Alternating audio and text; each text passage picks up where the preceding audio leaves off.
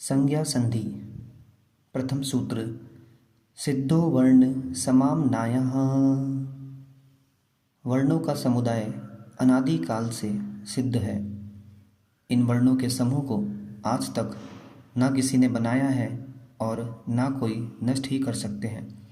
यह वर्ण अनादि निधन है, उसको जानना चाहिए है। वे वर्ण कौन से हैं?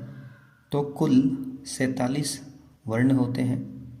उन 47 वर्णों में 33 व्यंजन और 14 अक्षर स्वर कहलाते हैं। सूत्र क्रमांक 2 तत्र चतुर्दशादौ स्वराः। इनमें आदि के 14 अक्षर स्वर कहलाते हैं। वे कौन से हैं? अ आ, इ ई, उ ऊ, रि री, लिरि लुरि, ए ऐ, ओ औ। ये 14 स्वर हैं। तृतीय सूत्र 10 समानाः। 10 समान संज्ञक है। इन स्वरों में आदि के जो 10 वर्ण हैं उनकी समान यह संज्ञा है। वे कौन से हैं? अ आ, इ ई, उ ऊ, रि री, लिरि लिरि। सूत्र क्रमांक 4 तेषां द्वावन्योन्यस्य सवर्णौ। इनमें दो वर्ण आपस में सवर्णी हैं। इस समान संज्ञक स्वरों में दो वर्ण आपस में सवर्ण संज्ञक हैं। कैसे? देखिए, अ आ, इ ई, उ ऊ, रि री, लिरि लिरि। 2 ह्रस्व वर्ण एवं 2 दीर्घ वर्ण भी आपस में सवर्ण संज्ञक हैं, अर्थात 4 प्रकार से सवर्णता मानी गई है। श्लोक सुनेंगे। क्रमेण विपृत्येन लघूनां लघुभिः सह गुरूणां गुरुभिः सार्धं चतुर्थेति सवर्णता। क्रम से अर्थात ह्रस्व ह्रस्व, दीर्घ दीर्घ का, दीर्घ ह्रस्व का और ह्रस्व दीर्घ का, ये 4 भेद हैं। कैसे? अ आ, छोटा आ, छोटा आ, बड़ा आ, बड़ा आ, बड़ा आ, छोटा आ, छोटा आ और बड़ा आ। छोटे अ को ह्रस्व कहते हैं और बड़े आ को दीर्घ कहते हैं। सूत्र क्रमांक 5 ऋकार लृकारो च। ऋकार और लृकार भी परस्पर में सवर्ण हैं। सूत्र क्रमांक 6 पूर्वो ह्रस्वः। पूर्व के वर्ण ह्रस्व हैं। इन सवर्ण संज्ञक स्वरों में पूर्व 5 स्वर ह्रस्व संज्ञक हैं। छोटा आ, छोटी ई, छोटा ऊ, छोटा री और छोटा लृ। सूत्र क्रमांक 7 परो दीर्घः। अंत के स्वर दीर्घ संज्ञक हैं।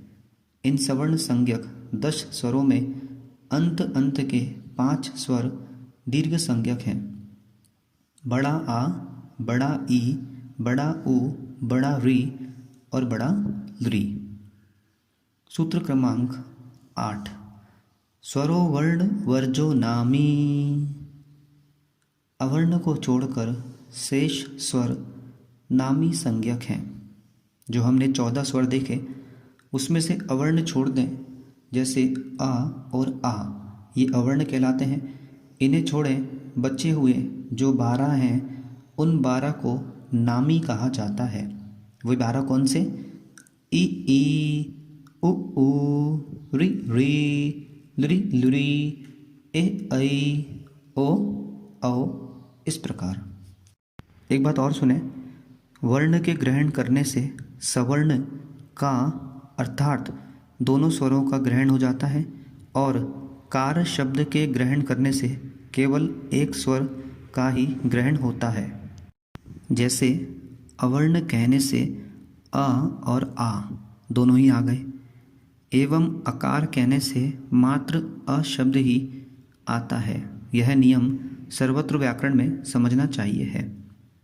सूत्र क्रमांक 11। कादीनी व्यंजनानी। क आदि वर्ण व्यंजन कहलाते हैं। ककार से लेकर हकार पर्यंत अक्षर व्यंजन संज्ञक हैं। यह व्यंजन 33 होते हैं। ध्यान से इनके उच्चारण सुनिए। क ख ग घ ग, च छ ज झ य, ट ठ ड ढ ण, त थ द ध न, प फ ब भ म, य र ल व, श श स ह। सूत्र क्रमांक 12। ते वर्गाः पंच पंच पंच। उनमें 5 के 5 वर्ग होते हैं। वे 5 वर्ग इस प्रकार हैं: कवर्ग, चवर्ग, टवर्ग, तवर्ग और पवर्ग। इसे ऐसे याद कर सकते हैं: क च त ट प, क च ट त प, क च ट त प।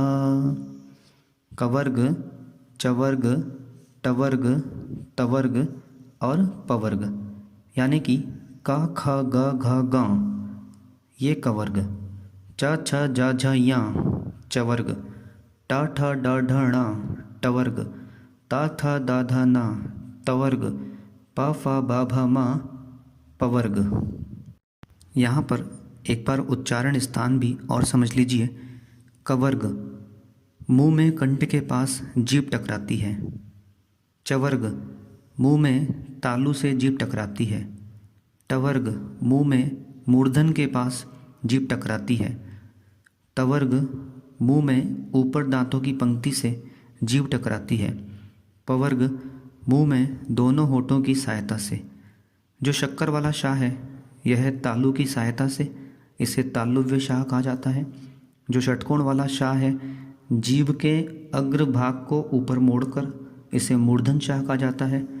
और सरोते वाला जो सा है इसे दांतों की सहायता से बोला जाता है, दंतीय शाह कहा जाता है। या तालुव्य, रा मूर्धन, ला दंती और वा कंठ व ओष्ठ, इस प्रकार 33 व्यंजनों के स्थान होते हैं। सूत्र क्रमांक 13। वर्गाणाम प्रथम द्वितीयाः सशाश्चा घोषाः। इन वर्गों में प्रथम द्वितीय अक्षर और श, श, सा अक्षर अघोष कहलाते हैं। कैसे? क ख, च छ, ट ठ, त थ, प फ 20 हो गए, 10 हो गए, श, श और सा ये 3। इस प्रकार 10 और 3 13, यह 13 अघोष कहलाते हैं। 20 मैंने गलती से कहा था, यह 13 अघोष कहलाते हैं। सूत्र क्रमांक 14। घोषवन्तोन्ये। बचे हुए अक्षर घोषवान कहलाते हैं। अघोष अक्षर से बचे हुए शेष तृतीय, चतुर्थ, पंचम अक्षर और य, र, ल व ह ये घोषवान संज्ञक हैं। अब घोषवान क्या होते हैं सुनिए। ग, घ, ग, ज, झ, य, ड, ढ, ण, द, ध, न, ब, भ, म, य, र, ल, व और ह ये 20 अक्षर घोष हैं। मतलब 33 व्यंजन में 13 अघोष और 20 घोष, इसे ध्यान रखिएगा। सूत्र क्रमांक